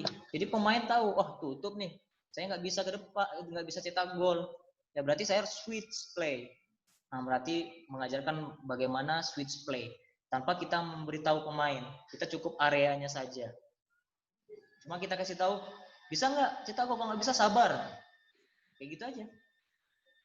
Tapi kalau misalnya mereka melakukan kesalahan, misalnya jangan di stop. Misalnya melakukan kesalahan ya, dia lama kuasai bola, ketutup seperti ini, hilang bola misalnya, ya. Pelatih di sini nih, ya, anggap pelatih di sini. Ini anggap pelatih ya. Ini anggap pelatih di sini. Tidak sirkulasi lagi bolanya. Main lagi. Ya, jadi intensitasnya terjaga. Jangan kebanyakan stop, terus saja. Nanti kalau udah parah banget, ya, bukan nggak berhasil cetak golnya ya.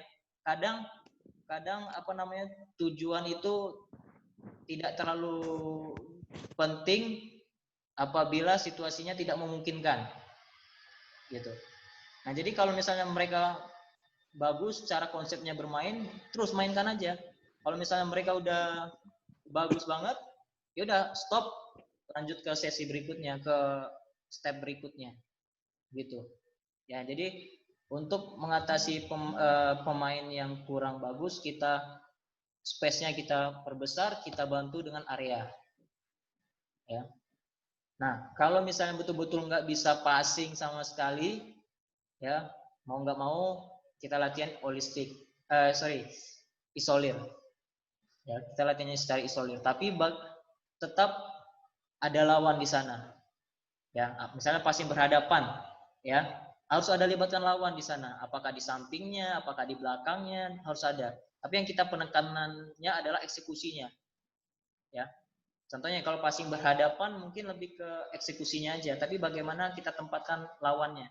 Lawannya misalnya di tengah. Misalnya ini passing berhadapan. Ya, ini passing berhadapan. Ya, ini kan isolir tanpa lawan. Kita bisa adakan lawan.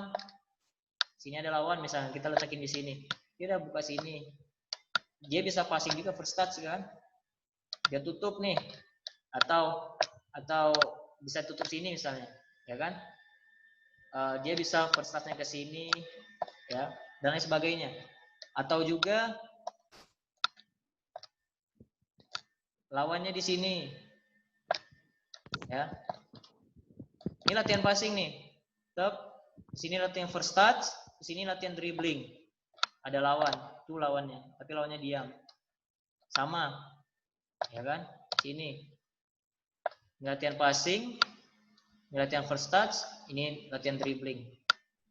Sama. Ya, tempatkan ada lawan. Dan ini lebih holistik dibandingkan dengan passing berhadapan. Gitu.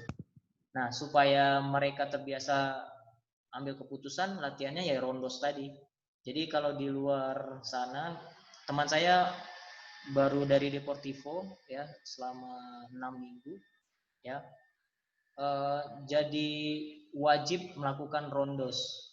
Ya, rondosnya nggak salah-salah. Rondosnya itu bagaimana dia bermain pendek, tujuannya untuk swift play. Gitu. Dan mereka menekankan core exercise di usia muda. Usia 12 tahun udah dilatih exercise. Karena apa? Body weight tidak jadi masalah katanya. Gitu. Yang kedua, pertanyaan ketiga, warm up. Yang terkait warm up, dulu saya lebih ke, kalau saya pribadi mencobanya, ketika kita baru bangun tidur langsung stretch, ya, otot kita belum meningkat suhunya, ya, khawatirnya ada terjadi keregangan otot atau persendian secara tiba-tiba, secara mendadak, ya. Itu makanya setiap orang itu beda terkait open minded-nya, ya. Kita sekarang adalah bagaimana kita memberikan ilmu tersebut. Kalau mereka tidak ingin atau mereka membantah, ya udah nggak apa-apa. Yang penting kita sudah memberitahu dan kita menjalani hal itu. Ya, kalau saat ini beberapa akademi elite pro itu menggunakan injury prevention. Ya, kalau di sini kan ada fisioterapisnya. Injury prevention. Jadi latihannya itu kalau kita lihat sama seperti dynamic stretching. Cuma dynamic stretching itu bagi saya hanya meningkatkan suhu tubuh, nggak taunya. Jadi kalau kita kan ilmiah, ya kita coba cari tahu bagaimana ototnya. Lebih ke mobility bagusnya. Contoh yang angkat paha, setelah itu keluar, ya kan? Kayak gitu terus, ya kan? Kalau saya lihat Real Madrid kok dia pakai bantu dengan apa rintangan seperti itu, ya nih kakinya diangkat, digesernya sini. Kok dia pakai bantuan itu? Nggak taunya dia mencoba untuk meregangkan persendiannya itu dengan secara luas dan sesuai dengan pergerakan persendiannya gitu. Wah, nggak taunya kita itu sangat rugi kalau kita tahu yang benar tapi tidak melakukan yang benar itu gitu. Nah, maka dari itu kalau terkait warm up referensinya di FIFA 11 Plus ya, bisa dilihat di YouTube dan sebagainya. Nah, di sini di Akademi Persija saya lihat lebih ke foam roller ya. Ada kayak benda ya, lebih ke spesifik ototnya. Baru langsung ke rondos atau passing exercise. Ya. Itu aja sih, kalau ada tambahan silakan.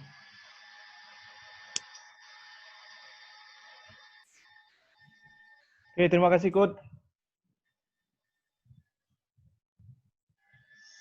Mungkin ada tambahan sedikit dari Bang Coach Dianokta menyikapi pertanyaan dari Coach Uki. Siap, saya rasa cukup untuk saat ini. Oke, terima kasih Bang Coach.